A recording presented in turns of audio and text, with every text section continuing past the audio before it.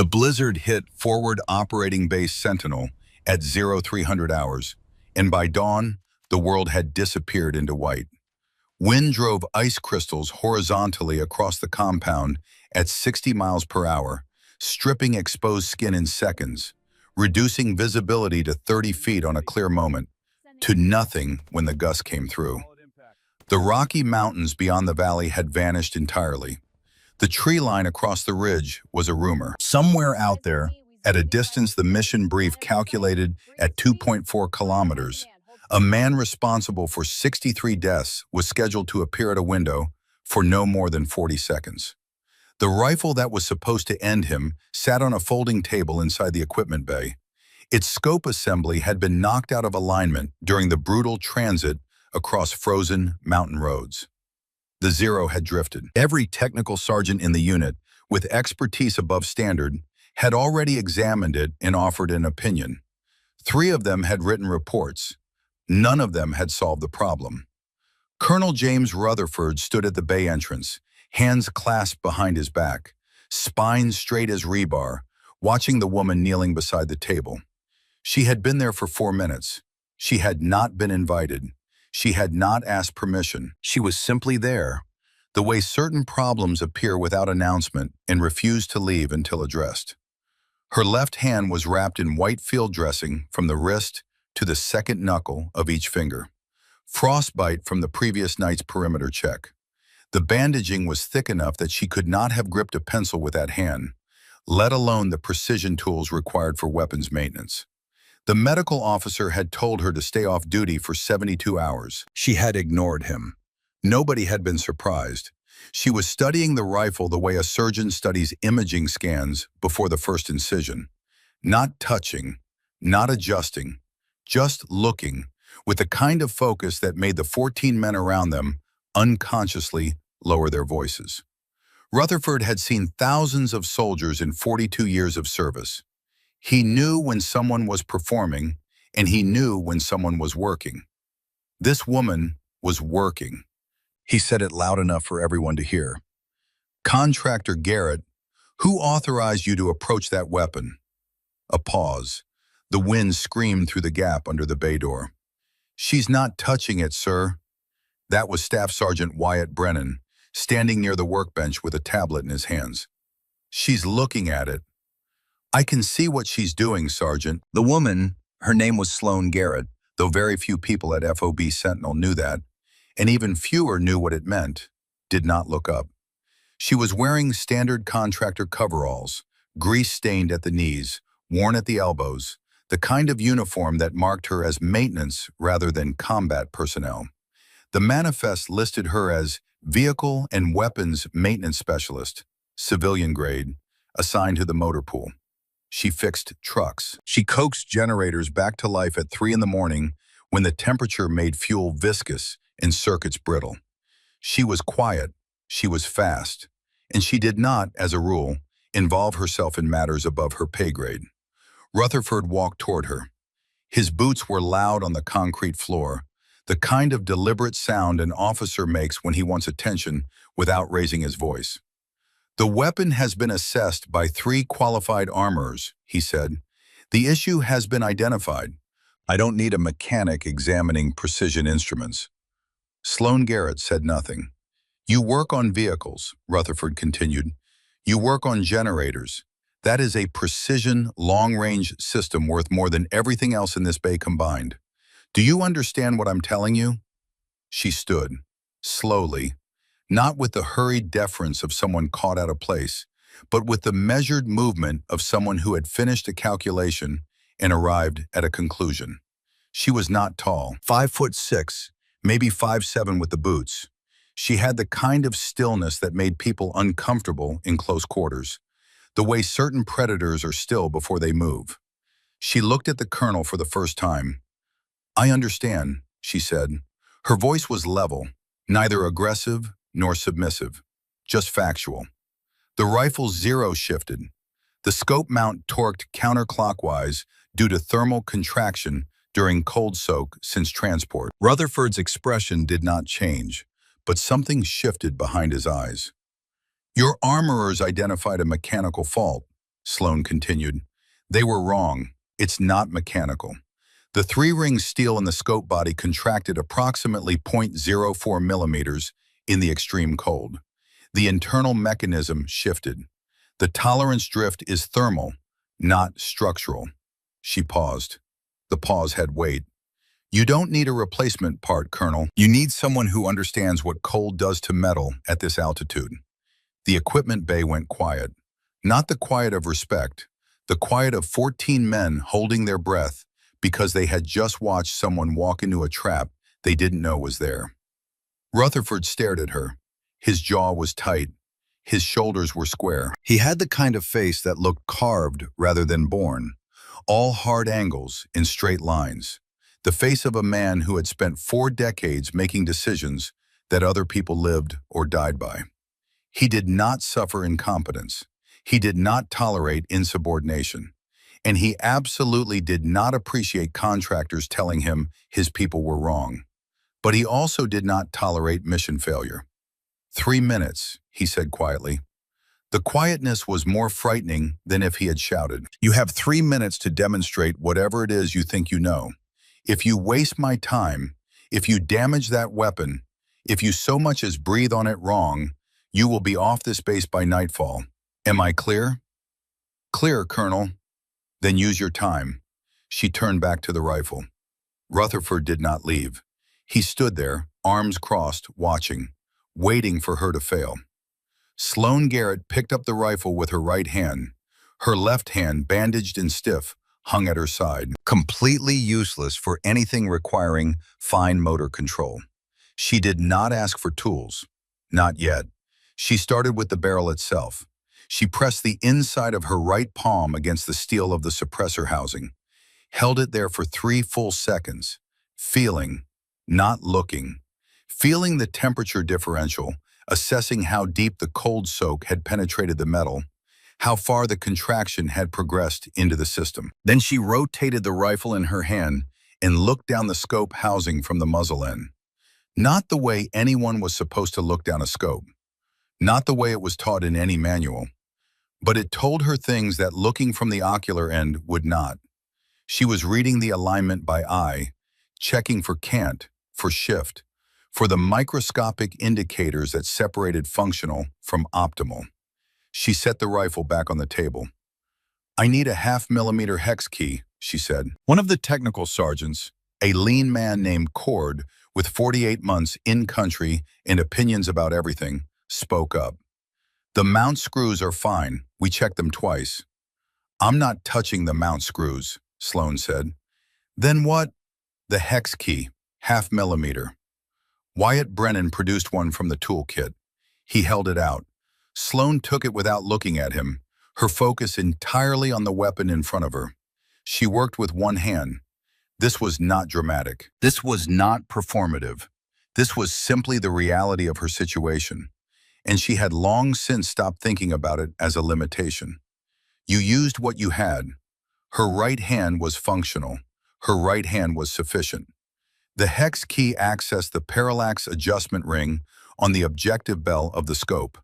Not the turrets, not the mount, the internal parallax mechanism that regulated at what distance the reticle achieved optimal focus. In standard conditions, this adjustment was calibrated at the factory and rarely touched. In extreme cold at 11,000 feet above sea level, it could drift by a fraction of a degree. A fraction of a degree at 2.4 kilometers was the difference between a hit and a name on a wall. She rotated the ring 1/8 of a turn counterclockwise. The movement was precise, controlled.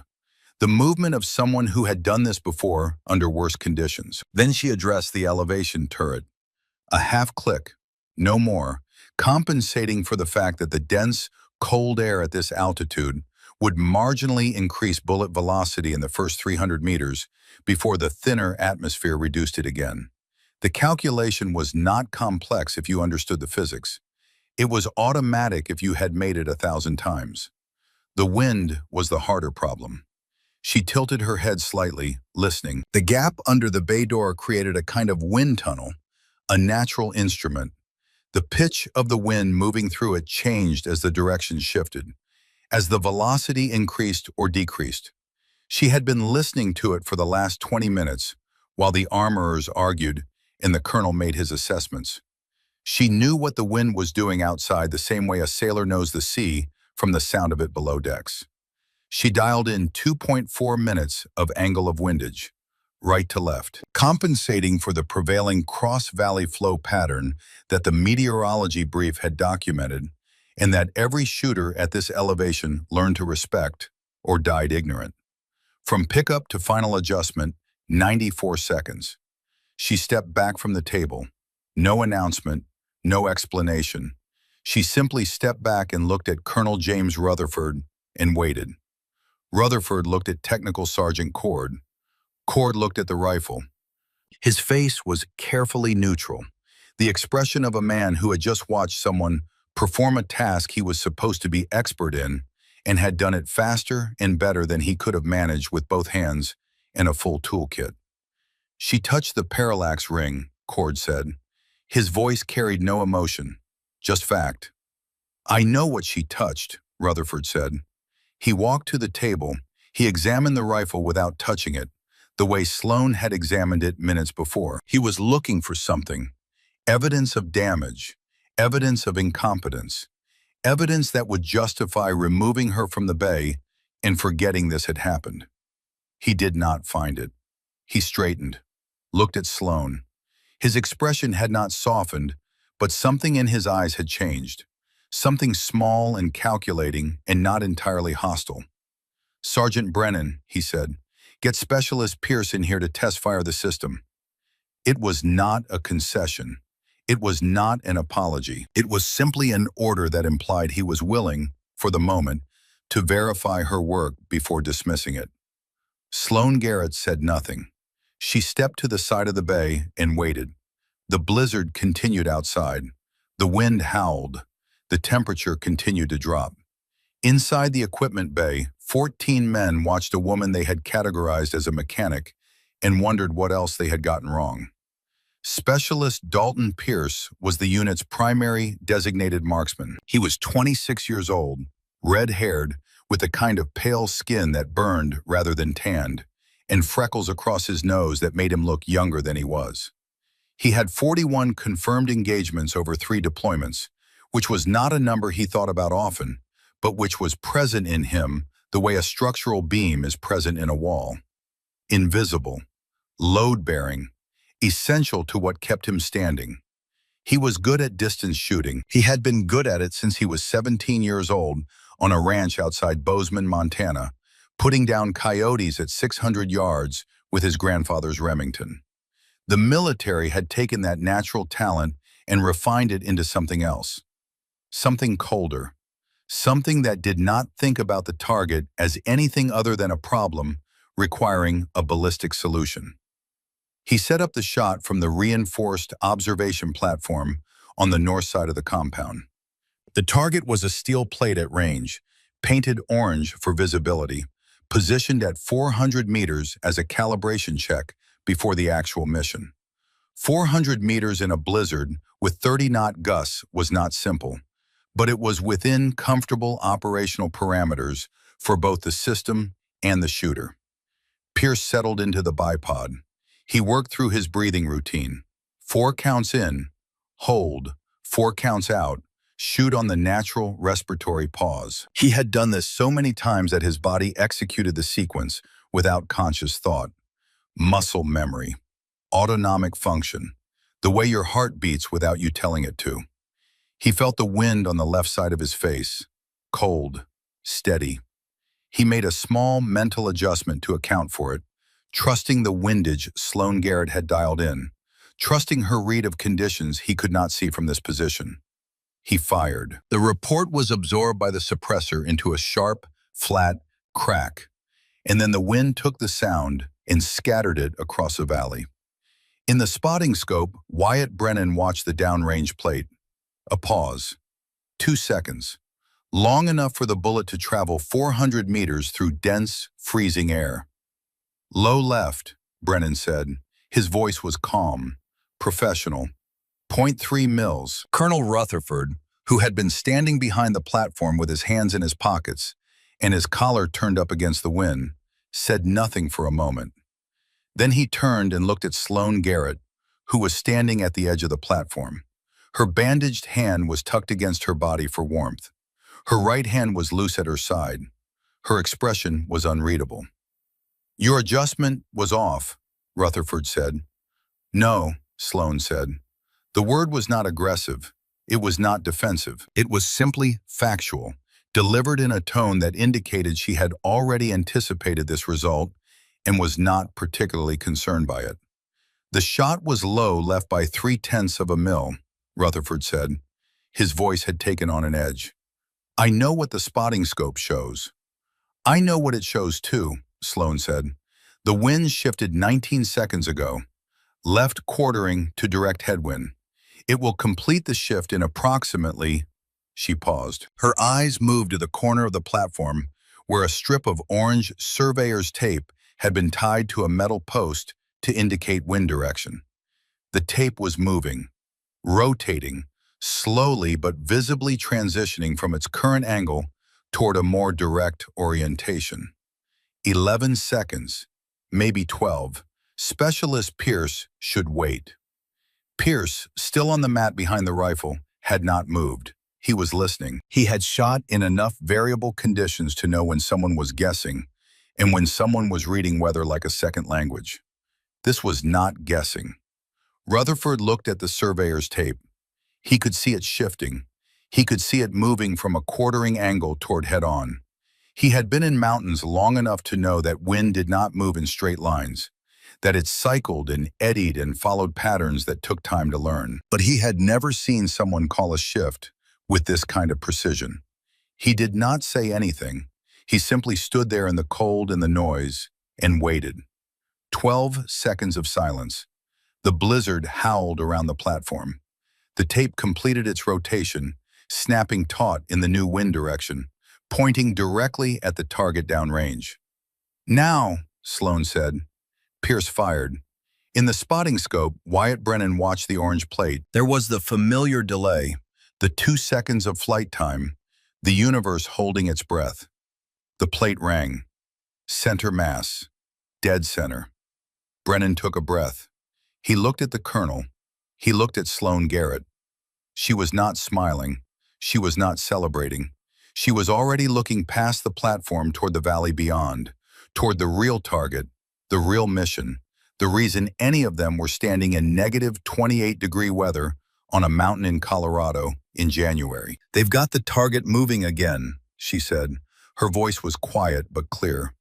"The window isn't at 1400 hours. It's at 1348. The wind will drop to under 15 knots for approximately 38 minutes beginning at that time. That's your operational window." Rutherford stared at her. Behind him, Brennan stared. Pierce, still prone on the rifle, turned his head to look. "How do you know that?" Brennan asked. The question came out before he could stop it. "Weather pattern from the northwest has been building since 0600, Sloane said. "The front moved through in 4 hours. There'll be a 38-minute calm after it passes. Then the second wave arrives with worse conditions than the first." She looked at Rutherford. "You can verify it with your meteorology asset, but they'll tell you the same thing, and you'll lose 20 minutes doing it." Nobody said anything. The wind screamed across the compound. The temperature gauge on the platform read -24 and dropping. 38 minutes, Sloane said again. "Starting at 1348. Use them well, Colonel." She turned and walked back toward the ladder. Rutherford watched her go. His jaw was tight. His eyes were narrowed. He looked like a man who had just been told something he did not want to believe, but could not afford to ignore. Wyatt Brennan waited until Sloane was out of earshot, then leaned close to the colonel. "Sir, the Met brief this morning said 1400 hours for the window. She's saying it's 12 minutes earlier." "I heard what she said, Sergeant." "Should we verify?" Rutherford was quiet for a long moment. He was thinking, calculating, weighing the cost of being wrong against the cost of ignoring information that might be right. "Get me the meteorology officer," he said finally. "I want a revised brief in 30 minutes. "Yes, sir." Rutherford stood on the platform alone after they left. The wind drove snow across the compound in horizontal sheets. The mountains were invisible. The world had been reduced to white noise and cold, and the small circle of operational space where decisions got made and people lived or died based on whether those decisions were correct. He thought about the woman who had just walked away, the contractor, the mechanic, the person nobody had bothered to really look at because her paperwork said she fixed trucks. He thought about the way she had read the rifle, the way she had called the wind shift, the way she had stood there with one hand wrapped in bandages and the other hand steady as bedrock and told him his assessment was wrong. He was 67 years old. He had been in the Army since before she was born. He had trained shooters and led missions and made calls that sent people into places they did not come back from. He knew his business. He knew weapons. He knew mountains. He knew cold. But he did not know who Sloan Garrett was. Not yet. The meteorology report came back 38 minutes later. Colonel Rutherford read it standing in the operations center with the door closed and the heater running, and his reading glasses perched on his nose because his eyes were not what they used to be, and he refused to pretend otherwise. Revised wind assessment. Optimal 38-minute window beginning at 13:48 hours, plus or minus 4 minutes margin of error. Gusts below 15 knots. Surface winds under 8. The front would pass. There would be calm. Then the second wave would arrive with sustained 40-knot winds and zero visibility. The meteorology officer had even specified the threshold. He had run the models twice to be sure. He had checked satellite imaging and pressure gradients and every data point available to someone with access to military-grade forecasting tools. Sloan Garrett had called it exactly, not off by 4 minutes. Dead accurate to the start of the optimal window. The meteorology officer had simply added margin of error that Sloan's direct observation had not required. Rutherford set the report down on the table. He took off his glasses. He rubbed the bridge of his nose where the frames had left marks in his skin. Without satellites, without models, without anything except her eyes and her experience, and whatever it was she carried in her head that let her read the sky like a map. Wyatt Brennan was standing by the door, waiting. "Where is the contractor?" Rutherford said. "Motor pool, sir, I think. Bring her here." Brennan found Sloan Garrett in the motor pool bay 20 minutes later. She was not working on a vehicle. She was sitting on an equipment crate with a cup of coffee and a worn paperback book. The book had no cover. The spine was cracked. It looked like it had been read and reread until the pages were soft as cloth. She did not look up when Brennan entered. "Colonel wants you," he said. "I know," she said. He waited. She finished the paragraph she was reading, closed the book, set down the coffee, stood. They walked to the operations center in silence. The snow had eased slightly, the brief calm before the second wave, the moment when the air had a strange quality to it that Brennan associated with the minutes before something changed irrevocably. In the operations center, Rutherford was studying a topographic overlay with 2 of his staff officers. He looked up when Sloan entered. He did not ask her to sit. He did not thank her for coming. He simply looked at her the way a man looks at a problem he has not yet solved. "The target has been confirmed moving toward the structure at the original grid reference," he said. "The window is 13:48 hours. Specialist Pierce will make the shot." A pause.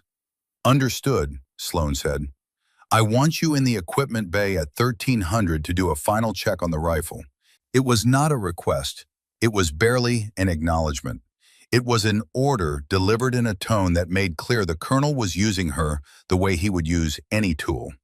Without warmth, without recognition, without any implication that the tool had thoughts or feelings about how it was being used.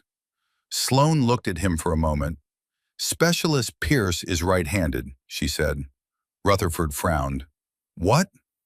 "The windage I set is optimized for a right-hand trigger pull. The natural arc of a right-handed shooter's follow-through works with the compensation, not against it. At this range and in these wind conditions, a left-handed shooter would need a different setting. She paused. Pierce is right-handed. I checked his file. The setup is correct for him specifically. I won't need to touch it again. Something shifted in Rutherford's expression. Something small and controlled and quickly suppressed. 1,300 hours, he said quietly. Equipment bay. Sloan nodded. She turned to leave. Contractor Garrett, Rutherford said. She stopped, did not turn around. You seem to know a great deal about precision shooting, he said. For someone who fixes trucks. Sloan was quiet for a moment. Then she looked back over her shoulder, met his eyes. I know what the mission requires, Colonel, she said. That's all. She left. Rutherford stood in the operations center for a long time after that. He stood there with the topographic maps and the weather reports and the mission brief that said a man named Trevor Hale, who now called himself the Broker, would appear in a window 2.4 kilometers away in approximately 4 hours and 17 minutes. He stood there and thought about the woman who had just walked out, the woman whose paperwork said she was a contractor, a mechanic, nobody important. He thought about requesting her full service record, the classified one, the one that would tell him who she really was and why she was here and what she knew that nobody else seemed to know. But he did not request it. Not yet. Because part of him, the part that had survived 42 years in an institution that rewarded certainty and punished doubt, did not want to know the answer. Not until after the mission was complete. Not until it was too late to change his mind about what he had already decided. Outside, the first wave of the storm began to ease. The wind dropped from 30 knots to 25. The visibility improved from 30 feet to 50. The mountains remained invisible, but the tree line across the ridge began to emerge from the white, dark, and solid and real. In the motor pool, Sloan Garrett sat with her coffee and her book and waited for 1,300 hours. She had been waiting for 6 years. She could wait 4 more hours. At 1,300 hours, Sloan Garrett returned to the equipment bay. The rifle sat on the table exactly where she had left it. Nobody had touched it. The parallax ring showed the same 8th turn adjustment. The elevation turret held its half-click compensation. The windage remained at 2.4 minutes of angle, right to left, calibrated for a right-handed shooter with Pierce's specific trigger mechanics. She examined it anyway. Not because she doubted her work, but because doubt was a luxury that got people killed at distance. She checked the scope mount tension. She verified the 0 reference marks. She looked down the bore from the chamber end, checking for obstructions, for moisture, for anything that 12 hours of extreme cold might have introduced into a system that demanded perfection. The rifle was ready. It had been ready since she touched it, but ready was not the same as confirmed, and confirmation was why she was here. Colonel Rutherford entered the bay at 13:07. He did not speak to her. He simply nodded once, a minimal acknowledgement that she had completed the task he had assigned, and then he moved to the operations board where the mission timeline was displayed in precise blocks of color-coded activity. Sloan watched him for a moment.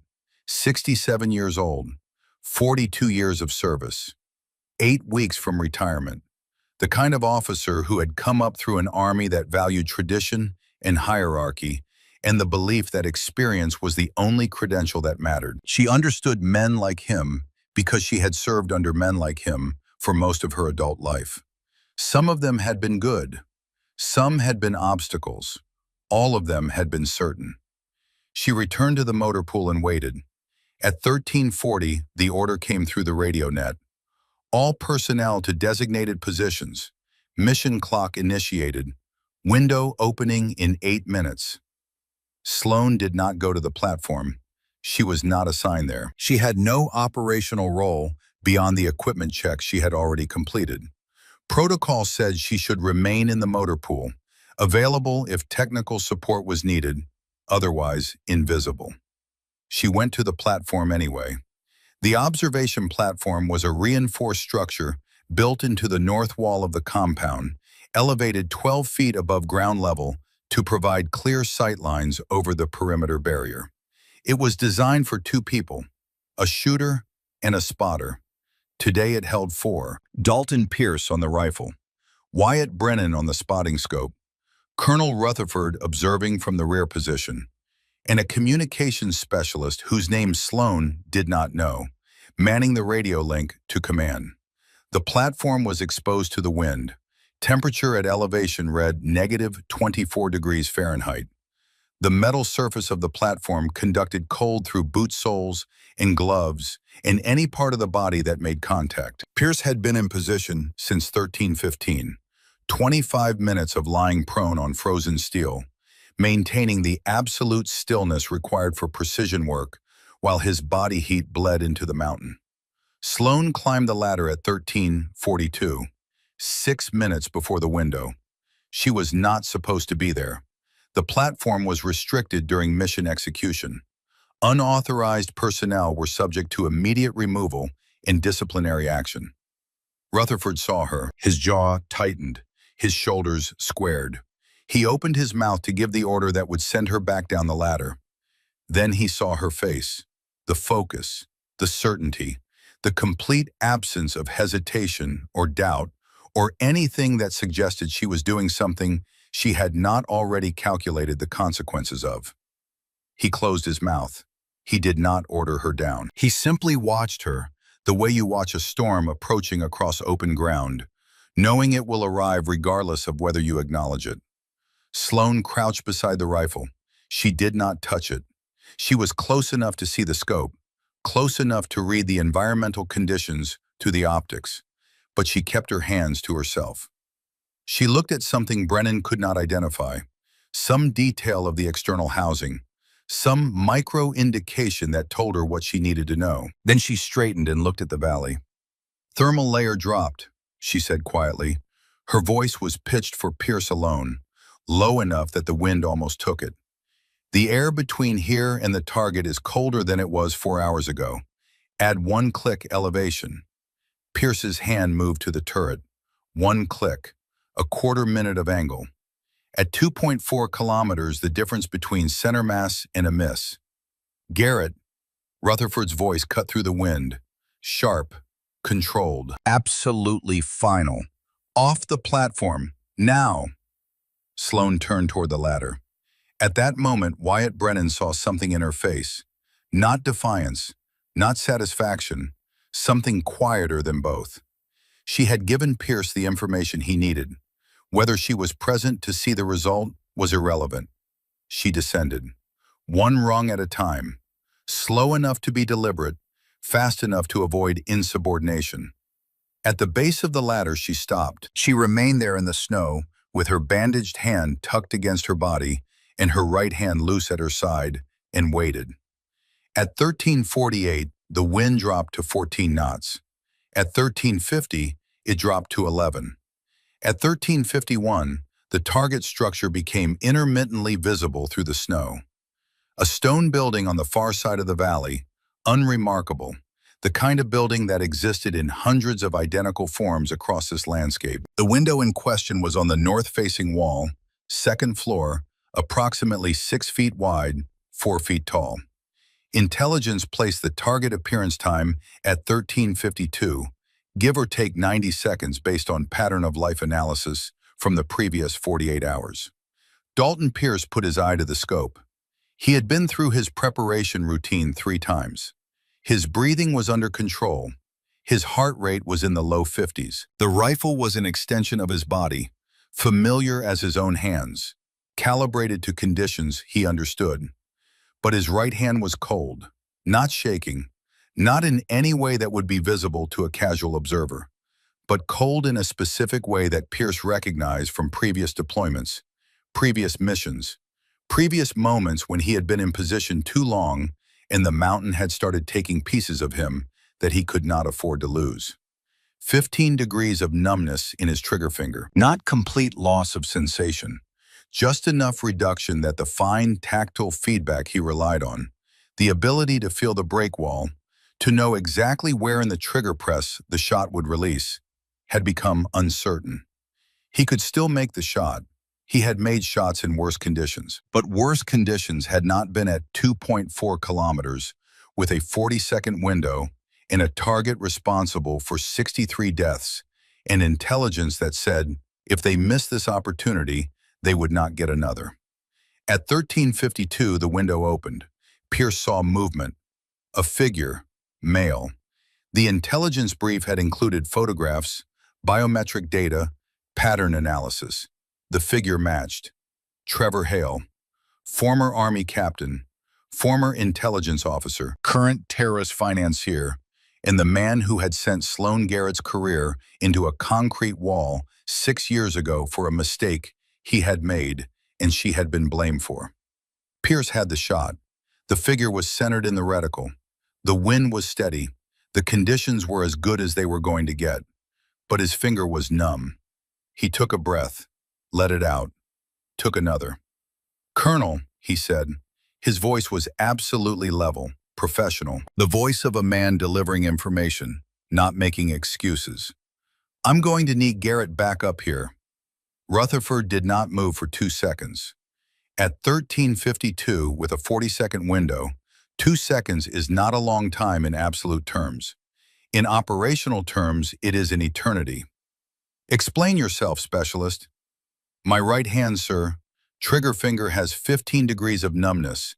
I can feel the shoe, but I cannot feel the brake wall. I don't know where the release point is." Another second. The clock was running. The target was in the window. "I can make this shot," Pierce said.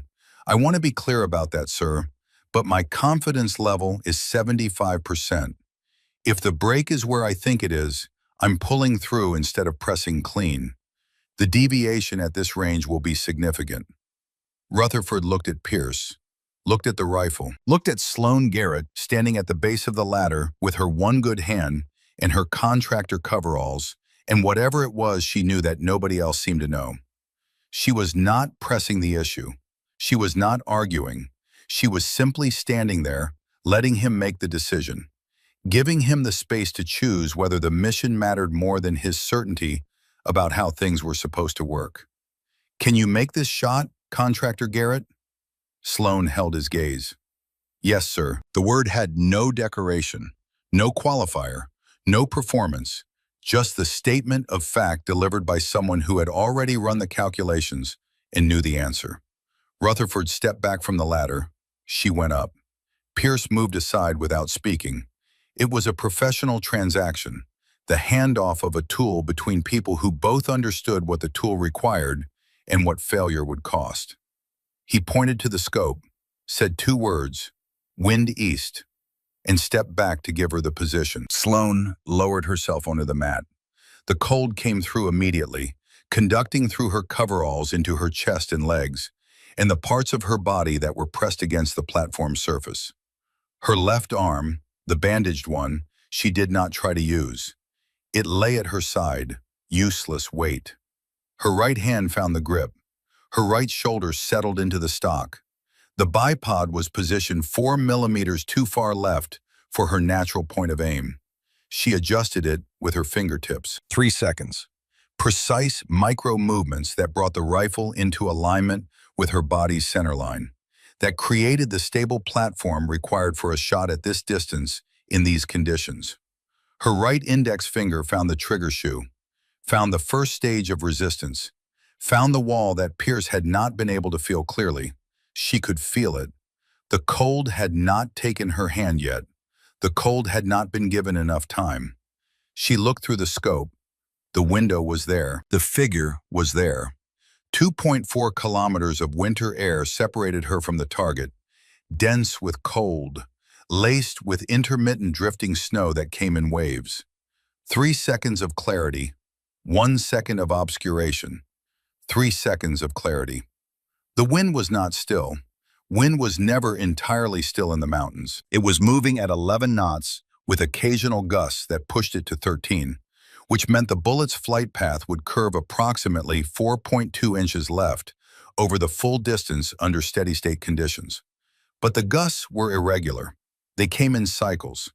3-second baseline, 4-second gust, 3-second baseline. She had to time the shot to a baseline window. She also had to account for the bullet drop, not just the standard ballistic curve that every shooter learned, but the atmospheric density at this altitude, which was lower than sea level and would reduce drag in the early portion of the flight, increasing velocity before the cold, dense air at the valley floor increased resistance again. The net effect over 2.4 kilometers was a flight time of approximately 1.5 seconds. A moving target could cover significant distance in 1.5 seconds. This target was not moving. He was standing at the window, but he would not stand there forever. The intelligence brief gave him 40 seconds maximum before he moved deeper into the structure. 22 of those seconds had already elapsed while Pierce admitted his limitation, and Sloan climbed the ladder and settled into position. 18 seconds remaining, maybe less. The universe was not interested in maybes. She watched the target through the scope. The magnification brought him close enough that she could see details. The shape of his face, the way he stood, the confidence in his posture that came from years of believing he was untouchable, that the system he had manipulated would continue to protect him the way it had protected him when he had blamed a precision shooter for his own targeting failure. Sloan felt nothing looking at him. No anger, no hatred, no desire for revenge. Just the cool assessment of a problem that required a ballistic solution. The emotion would come later, or it would not come at all. Right now there was only the wind and the cold and the calculations running through her mind like water. She let the first clarity window pass. This was the discipline. Not the physical act of firing. That was mechanics. That was repetition. That was training so deeply embedded that her body could execute it while her mind was elsewhere. The discipline was the waiting, the refusal to hurry, the willingness to let a window go because the conditions inside it were not perfect, and to trust that another window would come, and to hold the stillness inside yourself even as the clock ran and the pressure built, and every voice in your head that sounded like every superior officer who had ever doubted you began to enumerate the ways this was going wrong. She let the first window pass because there was a gust coming. She could not see it. She could feel it. The change in air pressure against the left side of her face. The shift in the sound the wind made moving through the platform structure. The way certain things announce themselves before they arrive, if you have learned to listen. The gust came. 3 seconds, stronger than baseline, enough to move the bullet another 2 inches if she fired through it. The target was still in the window. 28 seconds elapsed, 12 remaining, maybe 10. The gust faded. The baseline returned. The second clarity window opened. For a fraction of a second, she saw them. Not through the scope, in her mind. Elena Marquez, schoolteacher, 34 years old. Daniel, 9, who had wanted to be a doctor. 2 people who had died because Trevor Hale needed someone to blame, and she had been convenient. This shot would not bring them back. Nothing would. But it would ensure Hale never created another Elena, another Daniel, another scapegoat. She took 1 breath, 4 counts in, held it, let it out, 4 counts, found the natural pause at the end of the exhalation, the body's own stillness, the half-second of biomechanical calm between breaths, where the diaphragm was relaxed and the rib cage was settled, and nothing was moving inside her that would transfer motion to the rifle. In that half-second, she pressed the trigger. The suppressor took the report and turned it into a flat, sharp crack, and then the wind took the sound and scattered it across the valley into nothing. 1.5 seconds. In the spotting scope, Wyatt Brennan watched the window 2.4 kilometers away. He watched the figure standing in the window. He watched without breathing, without moving, with the absolute focus of a man whose only job in this moment was to observe and report what he observed. The figure dropped. Not dramatically, not like the movies, just the sudden absence of vertical mass, the collapse that came when the central nervous system received catastrophic damage and stopped sending signals to the muscles that held a body upright. Brennan kept watching. Protocol required confirmation, required verification that what appeared to be a hit was actually a hit and not a fall or a duck or any of the 100 other things that could create false positives in high-stress observations. He watched for 4 seconds. The figure did not reappear. The window remained empty except for the wall behind it and the darkness of the interior space. Hit, Brennan said. One word, the only word required. The word that closed a 6-year circle. Sloane removed her eye from the scope. No dramatic exhale, no celebration, just the stillness of someone who had completed a task that had waited 6 years. She lay there for a moment longer, the way you lie still after extreme effort when your body is still processing what has just happened and has not yet convinced itself that the danger is over. Then she stood, slowly, the way someone stands who has been in the cold too long and whose joints have stiffened and whose muscles have forgotten how to move quickly. She picked up nothing because she had brought nothing. She went to the ladder. At the top of the ladder, she paused and looked back at Colonel Rutherford. He was staring at her. His face was unreadable. Not angry, not grateful, just processing, taking in information that conflicted with assumptions he had held for 42 years and trying to reconcile the dissonance. "Outstanding work, Contractor Garrett," he said. The words were correct. The tone was correct, but there was something underneath them, some current of emotion he was not allowing to surface. And Sloane recognized it because she had heard it before in the voices of men who were trying to remain professional, while everything they thought they understood was being rewritten. She nodded once, descended the ladder, walked past the small crowd that had gathered at the base, soldiers who had heard the shot, who had heard the confirmation, who were looking at her now with expressions that ranged from respect to confusion to something that might have been the beginning of understanding. She walked back to the motor pool alone. Behind her on the platform, Rutherford stood in the cold and the wind and tried to process what had just happened. A contractor, a mechanic, a woman with one functional hand, and a service record he had not bothered to examine because the manifest said she fixed trucks. That woman had just made a shot at 2.4 kilometers in conditions that would have grounded most operations. She had done it with less preparation than Pierce had been given. She had done it after climbing onto a restricted platform without authorization. She had done it because Pierce, to his credit, had been professional enough to admit when he was not the right tool for the job. Rutherford pulled out his tablet. He accessed the personnel database. He found Sloane Garrett's file, the contractor file, the surface file that said Civilian Maintenance Specialist, Vehicle and Weapons Systems, Honorable Discharge, Prior Military Service. He stared at it for 10 seconds. Then he submitted a request through classified channels for her full service record. The real one, the one that would tell him who she actually was and why she was here, and what she knew that had allowed her to do what she had just done. The request was flagged as priority. Response time, 40 minutes. Rutherford stood on the platform and waited. The wind had started to pick up again. The second wave was coming. The brief calm was ending. In another hour, visibility would be 0, and the temperature would drop another 10 degrees, and the mountain would become completely impassable. But for now, there was enough light to see, enough calm to think, enough time to learn that everything he thought he knew about Sloane Garrett was wrong.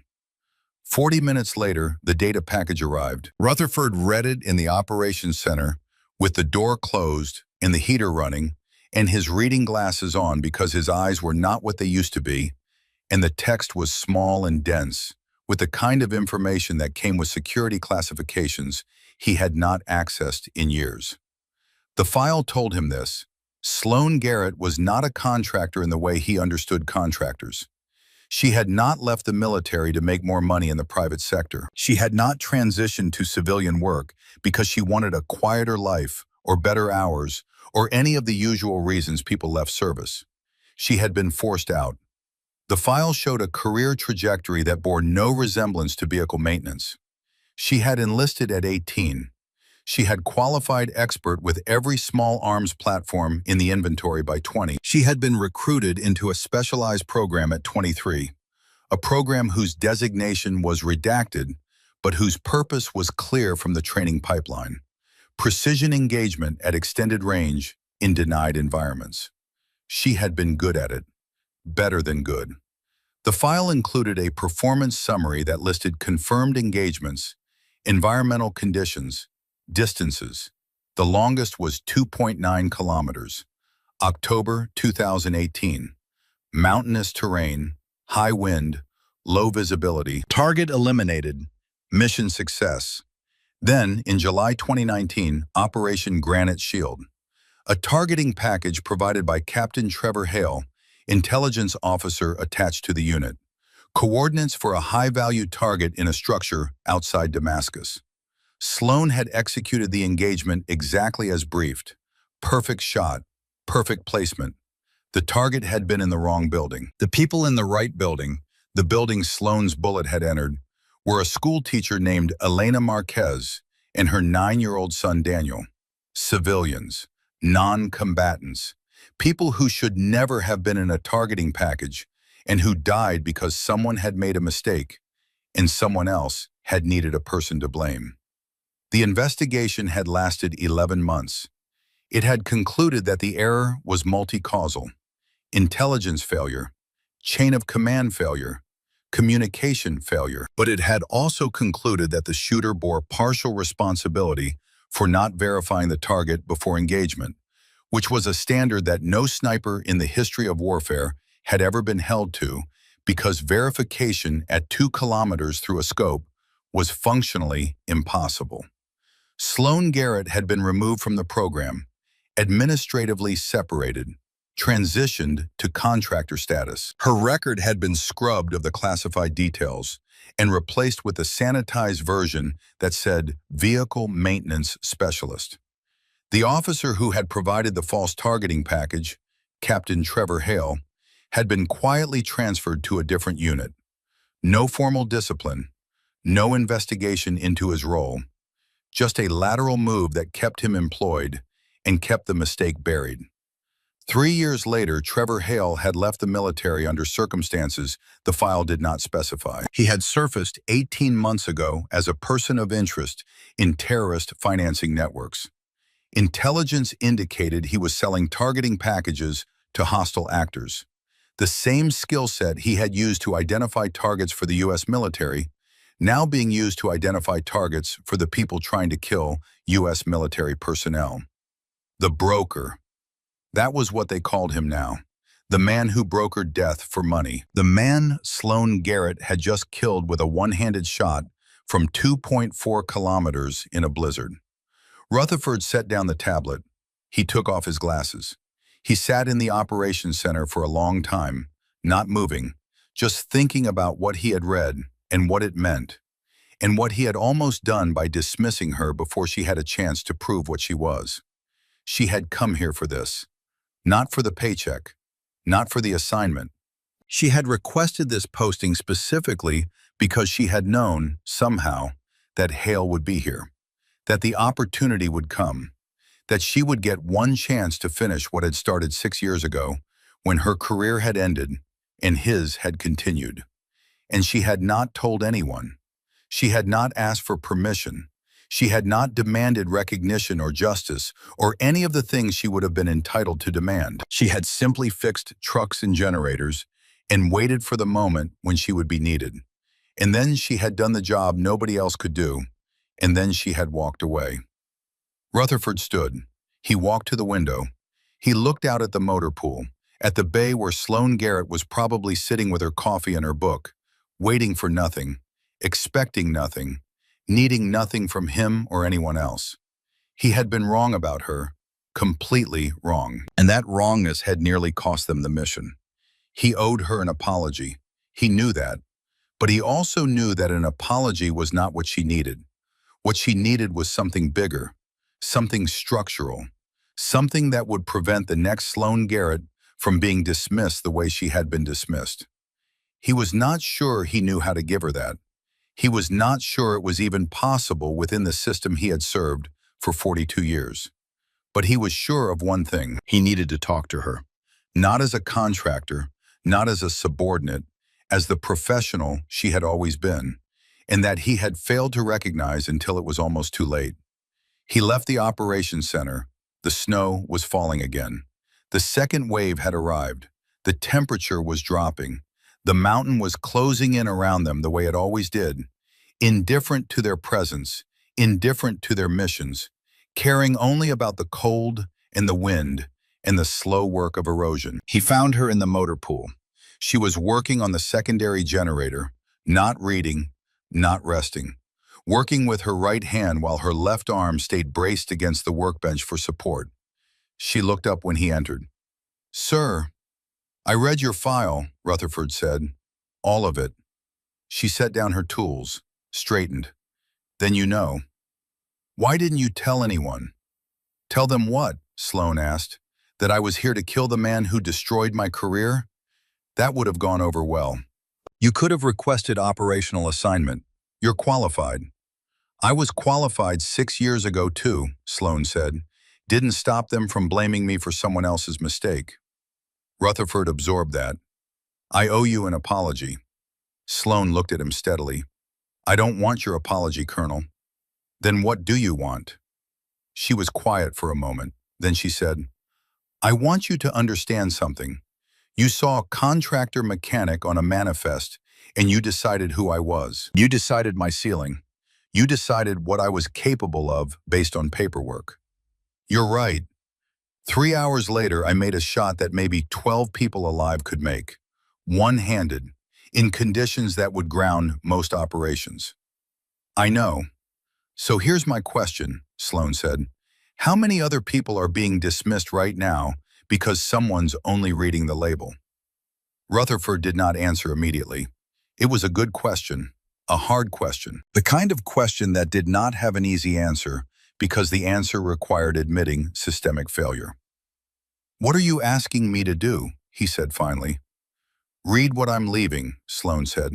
"Actually implement it. That's the apology I need." "What are you leaving?" "An assessment," she said. "Equipment, training, protocols, things that need to change." She turned back to the generator.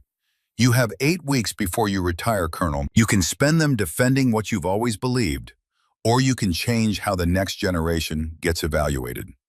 She picked up her wrench, went back to work. Rutherford stood there for a moment, watching her. Then he left. 3 days later, Sloan Garrett submitted a 14-page technical assessment. Rutherford read every word. The assessment landed on Rutherford's desk at 0600 on the third day after the shot. 14 pages, single-spaced. Techno language stripped of unnecessary qualifiers, written in the voice of someone who had spent 6 years watching systems fail and had finally been given the opportunity to document exactly how and why they failed. The first section covered equipment vulnerabilities. Precision optic storage protocols designed for temperate climates being applied at 11,000 feet where thermal cycling destroyed internal mechanisms within 60 days. Rifle scope mounts that would fail catastrophically under sustained cold exposure. Generator maintenance schedules that assumed fuel viscosity remained constant regardless of temperature. Vehicle heating systems operating one cold start away from cracked engine blocks. Each entry included specific recommendations, not suggestions, recommendations, the kind of directive language that came from someone who knew the difference between theory and operational reality. The second section addressed training gaps, knowledge deficits in technical personnel that created cascade failures during equipment maintenance, insufficient cross-training between specialties that left entire capability gaps when key personnel rotated out, meteorological observation practices that relied on instruments rather than direct environmental assessment, creating dangerous dependencies on technology that failed regularly in extreme conditions. Again, specific recommendations, training protocols, cross-discipline integration, redundancy planning that acknowledged human expertise as equally valuable as technical systems. But it was the third section that made Rutherford set down his coffee and read more slowly. Merit-based evaluation protocols for non-traditional personnel. The language was careful, clinical, but the intent was clear. Sloan was documenting a systemic problem that went beyond equipment maintenance and training schedules. She was documenting the institutional habit of categorizing people based on paperwork and then treating those categories as immutable fact. She listed 4 personnel currently assigned to FOB Sentinel who had been dismissed or underutilized based on contractor status, age, or non-traditional career paths. She did not name them directly. She described their capabilities. Vehicle mechanic with background in explosive ordnance disposal. Communications specialist with fluency in 3 Middle Eastern languages. Older equipment technician with 30 years of civilian aerospace engineering experience. Female logistics coordinator with prior service as combat medic. Each one had skills the unit needed. Each one had been categorized into a role that used maybe 20% of their actual capability. Each one represented wasted potential because someone had looked at a manifest and stopped looking. The final page was titled, Recommended Candidates for Advanced Training Cross-Assessment. The 4 names were there, real names this time. Specific recommendations for skills evaluation and potential reassignment to roles that match their actual qualifications rather than their paperwork. At the bottom of the page, a single sentence. Excellence does not always announce itself through traditional channels, but it announces itself nonetheless to anyone willing to observe. Rutherford read the assessment twice. Then he read it a 3rd time, making notes in the margins, flagging sections for immediate implementation, marking others for coordination with higher command. By 0900, he had drafted an implementation order. By 1000, he had briefed his staff. By 1100, the maintenance protocols were being revised, and the training schedule was being rebuilt. And the 4 personnel Sloan had identified were being pulled in for skills assessments that should have happened months ago. By 1200, he was standing in the motor pool again, looking for Sloan Garrett. She was not there. Wyatt Brennan told him she had submitted her departure paperwork that morning. Contract complete. Transport scheduled for 0600 the following day. She was in her quarters, packing.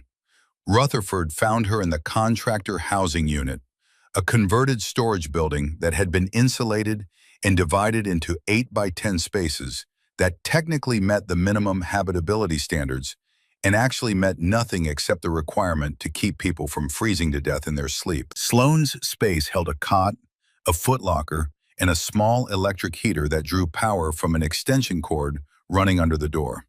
She was folding clothes into a military-issued duffel bag.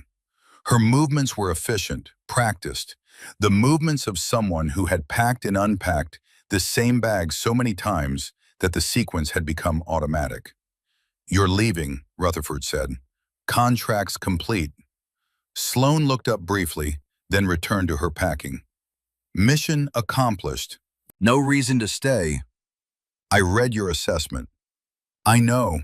Brennan told me you implemented it." "All of it," Rutherford said. "I'm pulling the 4 personnel you identified for evaluation. I'm revising the equipment protocols. I'm rebuilding the training schedule." "Good." Sloan zipped the duffel, set it on the floor, finally looked at him directly. "Then it wasn't a waste of time."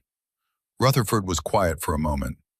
"I also received the intel report on Hale's laptop, the data recovered from the target building." Sloan's expression did not change, but something shifted behind her eyes.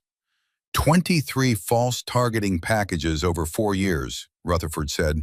63 confirmed civilian casualties from corrupted intelligence Hale provided to hostile networks. Evidence of Operation Granite Shield buried in the files. Documentation that proves you were scapegoated for his mistake. He paused.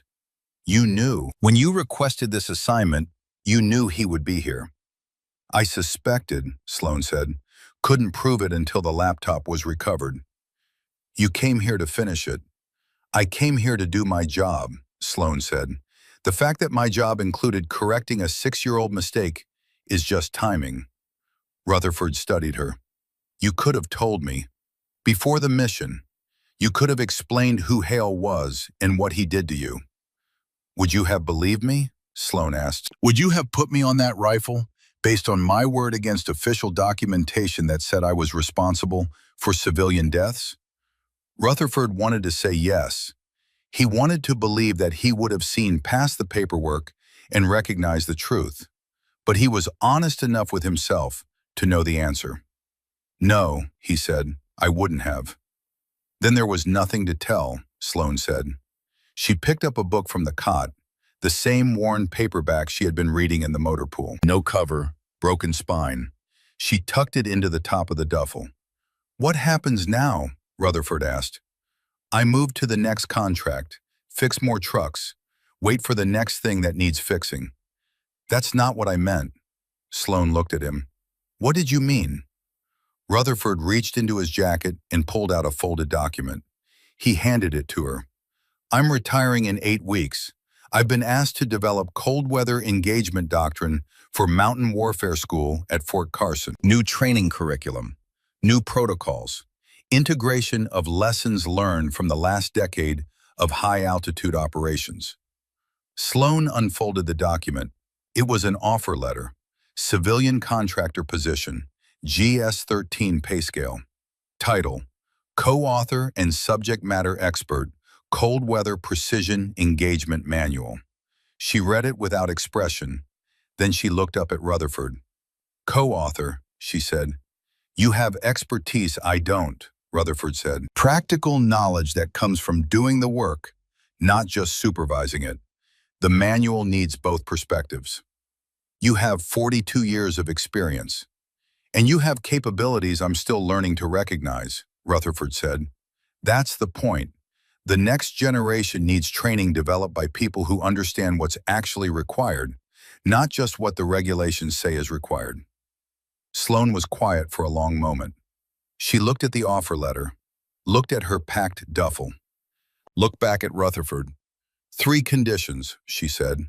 Name them. 1, the 4 people I identified in the assessment get full skills evaluations, not pro forma reviews. Actual assessments that determine what they can do, not what their paperwork says they can do. Agreed. 2, the doctrine includes merit protocols regardless of contractor status, age, gender, or career path. If someone has the capability, they get the opportunity. No exceptions for tradition. Agreed. 3, you publicly credit Captain Marcus Brennan's contribution to your training methodology. The techniques you taught him that he taught me, the lineage matters. Rutherford nodded slowly. Marcus was the best student I ever had. He deserves the recognition. Then I'm in, Sloan said. She set the offer letter on the cot. But I'm not doing this for recognition or career advancement. Why are you doing it? So the next person who gets scapegoated has a system that looks past the label, Sloan said. And so Elena Marquez's son didn't die for nothing. The words hung in the cold air of the contractor housing unit. Outside, the wind had picked up again. The second blizzard was building, the one the meteorology brief had predicted would last 22 hours and drop another 2 feet of snow. When do you want me at Fort Carson? Sloan asked. 2 weeks. That gives me time to finalize the framework and get the initial outline approved. I'll be there. Sloan picked up the offer letter, folded it, tucked it into her jacket pocket. Thank you, Colonel. For what? For being willing to learn, Sloan said. Not everyone at 67 is capable of that. Rutherford permitted himself a small smile.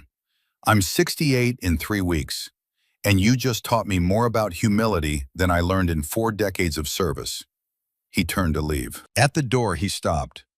The shot you made, he said, 2.9 kilometers in October 2018. The file said it was the longest confirmed engagement in theater for 5 years. 6 years now, Sloan said. What were the conditions? Sloan was quiet for a moment. Worse than yesterday. Wind gusting to 40 knots. Visibility intermittent. Target window was 30 seconds. I was in position for 6 hours before I took it. And you made it. I made it, Sloan said. And then I got blamed for the next shot that went wrong, even though that one wasn't mine. Rutherford nodded slowly. That won't happen to the next generation. Not if I have anything to say about it. That's all I'm asking, Sloan said. Rutherford left. Sloan finished packing. At 0600 the following morning, she loaded her duffel onto the logistics transport and left FOB Sentinel the same way she had arrived. Quietly, without ceremony. Just another contractor rotating out at the end of an assignment. Wyatt Brennan was the only person at the landing pad to see her off.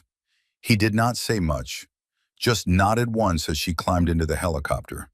She nodded back.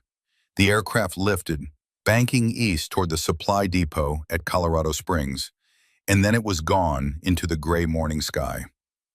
Brennan stood on the pad for a moment after the sound faded. He was thinking about the story that was already spreading through the unit. The contractor who had calibrated a rifle one-handed and called a wind shift with supernatural accuracy and made an impossible shot that ended a target responsible for 63 deaths. The story would travel. It always did. Stories like that had a weight to them, a gravity that pulled them through military networks until everyone had heard some version of it. The details would change. Some versions would be more accurate than others, but the core would remain. A woman nobody had bothered to really look at had proven that capability mattered more than paperwork. And in doing so, she had changed something fundamental about how at least one senior officer thought about the people under his command. Brennan walked back to the operations center. Inside, Dalton Pierce was cleaning his rifle. The weapon that Sloan had calibrated, the weapon that had been ready for the mission, but that Pierce had been professional enough to admit he could not shoot with the required precision. "She's gone," Brennan said. Pierce looked up. "I heard. Transport left on time." Rutherford offered her a position, co-authoring the new mountain warfare doctrine. "She take it?" "Yeah, starts in 2 weeks at Fort Carson." Pierce went back to cleaning the rifle. He worked in silence for a moment. Then he said, "I've been shooting for 9 years, 41 confirmed engagements. I thought I was pretty good." "You are good." "She's better," Pierce said. It was not self-deprecation, just fact. And she did it with one hand while everyone in this unit was treating her like she couldn't possibly know what we know. Brennan sat down on the bench across from him. "You did the right thing, calling her up to the platform." "I know, but it shouldn't have been necessary. She should have been the primary shooter from the start. We wasted time because we were reading paperwork instead of paying attention." Rutherford knows that now. "Because she proved it," Pierce said. "She had to make an impossible shot to get anyone to see her. That's the part that bothers me." Brennan understood. It bothered him too. The fact that excellence had to announce itself so dramatically before anyone paid attention. The fact that Sloan had spent months fixing trucks and generators while sitting on capabilities that 99% of the military would never achieve. "At least it's changing," Brennan said. "Rutherford's implementing her recommendations. The 4 people she identified are getting evaluated properly. The training protocols are being rebuilt." "Because of her," Pierce said. "One person shouldn't have to carry that much weight." "No," Brennan agreed, "but sometimes one person does. And the rest of us have to be smart enough to learn from it." 10 days later, the second blizzard passed. The compound dug out. Operations resumed. The secondary generator that Sloan had repaired ran without interruption for 93 consecutive days.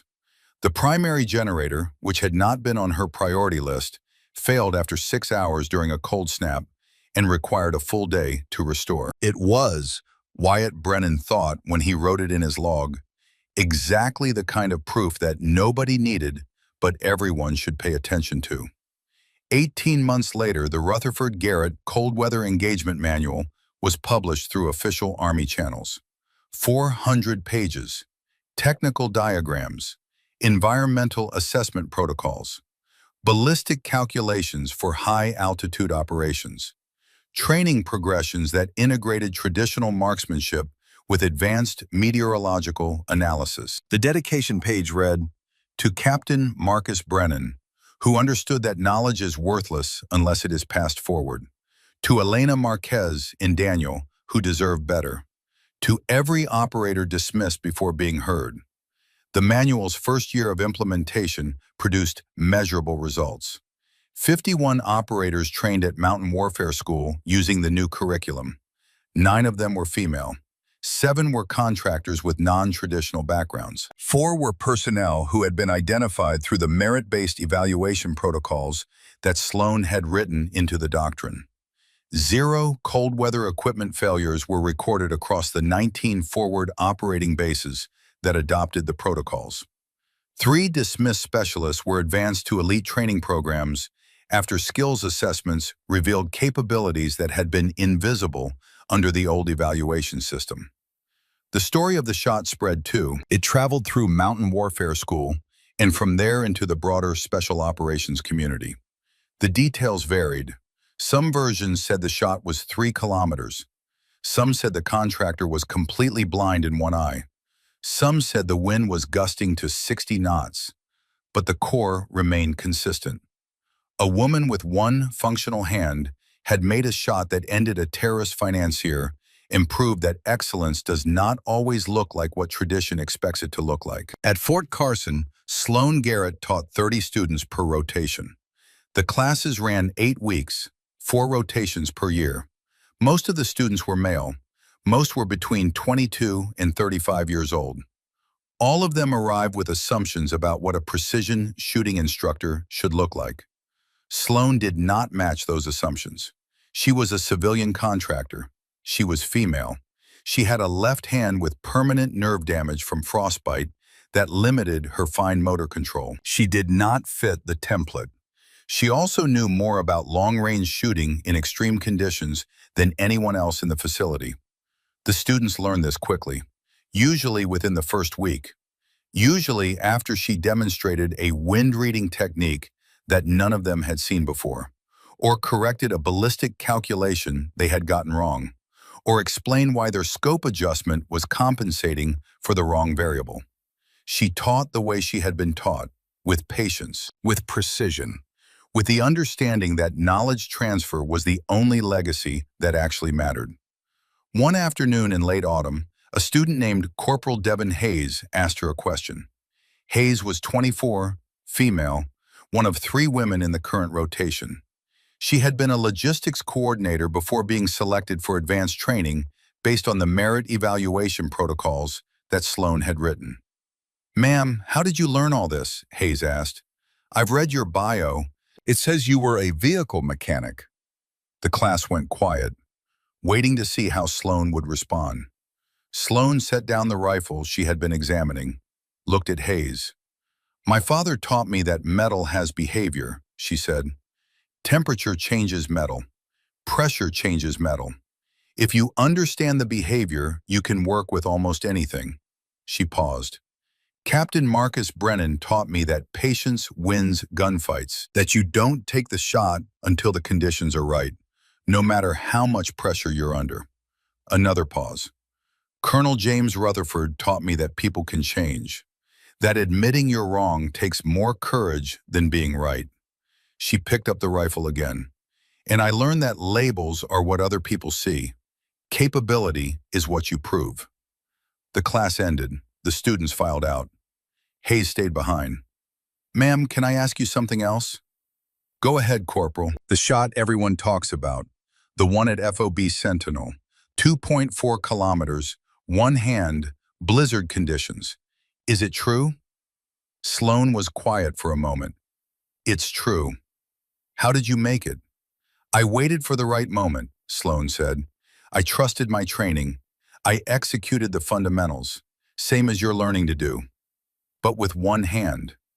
"With one hand," Sloan agreed, "because that's what I had available, and the mission required the shot regardless of my limitations." Hayes nodded slowly. She was processing something, working through a calculation that had nothing to do with ballistics. "Thank you, ma'am," she said finally. "For what?" "For being here," Hayes said. for making it possible for people like me to be here." Sloan looked at the young corporal, saw herself at 24, saw the beginning of a career that could go 100 different directions, depending on who paid attention and who dismissed her, and whether she got the chance to prove what she was capable of. "Don't thank me yet," Sloan said. "Thank me when you're standing where I'm standing, teaching the next generation, making sure they don't have to fight as hard as we did to get someone to see them." Hayes smiled. "Yes, ma'am." She left. Sloan stood in the empty classroom for a moment. Outside, the Colorado sky was clear, cold, the kind of clear that came before winter storms, the kind of cold that reminded her of FOB Sentinel and the blizzard in the moment when everything had changed. Her left hand ached. It always ached when the temperature dropped. Permanent damage from the frostbite. The doctors had told her it would never fully heal. She had accepted that. You worked with what you had. She picked up her notes, locked the classroom, walked across the facility grounds toward the building where Rutherford kept an office. He was there, as she knew he would be, working on the next revision of the manual. He was 69 now, officially retired from active duty, officially a civilian consultant, unofficially still the same officer he had always been, just with fewer regulations constraining how he could express it. "Hayes asked about the shot," Sloan said, leaning in the doorway. Rutherford looked up from his computer. "What did you tell her?" "The truth, that I waited for the right moment and executed the fundamentals." "Did you tell her you saved the mission because I was too stubborn to put you on the rifle from the start?" "No," Sloan said. "I told her people can change, that you changed, that the system is changing because people like you were willing to admit when they were wrong." Rutherford leaned back in his chair. "You're more generous than I deserve." "I'm practical," Sloan said. "Holding grudges doesn't help the next generation. Teaching them how to navigate the system does." She pushed off the doorframe, started to leave. "Sloan," Rutherford said. She stopped, looked back. "Thank you," he said, "for taking the position, for staying, for doing this work even though you don't need the recognition."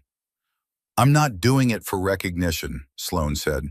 "I'm doing it so Hayes and the others like her don't have to prove themselves the way I did. So they get evaluated on capability instead of paperwork. So the system works the way it's supposed to work." "You're changing the system," Rutherford said. "One student at a time." "We're changing it," Sloan corrected.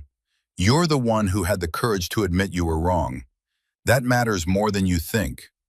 She left. Rutherford sat in his office and thought about what she had said, about courage and change, and the fact that at 69 years old, he was still learning lessons he should have learned decades ago. Outside, the light was fading. Winter was coming. The mountains were already snow-covered.